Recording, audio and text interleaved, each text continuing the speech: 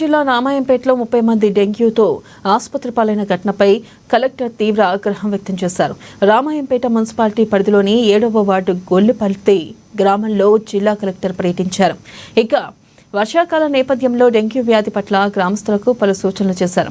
మురుగునీరు నిల్వ ఉండకుండా చర్యలు తీసుకోవాలని, వార్డుల్లో దోమలు ప్రబలకుండా శానిటైజేషన్ క్రమం తప్పకుండా చేయాలని మున్సిపల్ అధికారులకు ఆదేశాలను జారీ చేశారు. ఇక ప్రజలందరూ వ్యక్తిగత పరిశుభ్రత పాటిస్తూ పరిసరాల పరిశుభ్రత కూడా పాటించాలని కలెక్టర్ సూచించారు.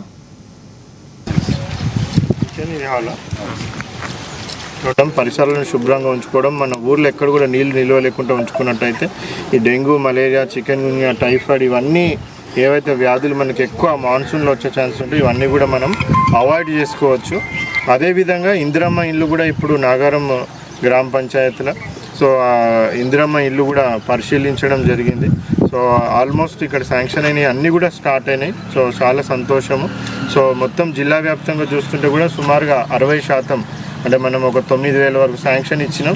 5,000 వరకు కూడా మనకి అందరూ స్టార్ట్ చేసుకున్నారు. వాళ్ళు కూడా ఇంకా మిగిలిపోయిన వాళ్ళు కూడా ఇంకో నెక్స్ట్ 15 రోజులలో అందరూ కూడా స్టార్ట్ చేసుకుంటామని చెప్తూ ఉన్నారు. ప్రతి ఒక్కరు కూడా విజ్ఞప్తి ఏంటంటే తొందరగా అందరూ కూడా స్టార్ట్ చేసుకొని బేస్మెంట్ లెవెల్ వరకు మీరు కంప్లీట్ చేసుకున్నట్టయితే ఫస్ట్ ఇన్స్టాల్మెంట్ కింద ₹1,00,000 డైరెక్ట్గా వాళ్ళ అకౌంట్లోనే ₹1,00,000 జమ చేయడం జరుగుతుంది. ఇది చాలా పగడబందీగా ఎవరికి కూడా ఏ ఒక్క కమిషన్ కానివ్వండి, ఎవరు కూడా ఏ డబ్బులు ఇవ్వకుండా కూడా ట్రాన్స్పరెంట్గా వాళ్ళ అకౌంట్లోనే వేయడానికి కూడా ప్రభుత్వం అన్ని ఏర్పాట్లు చేసింది.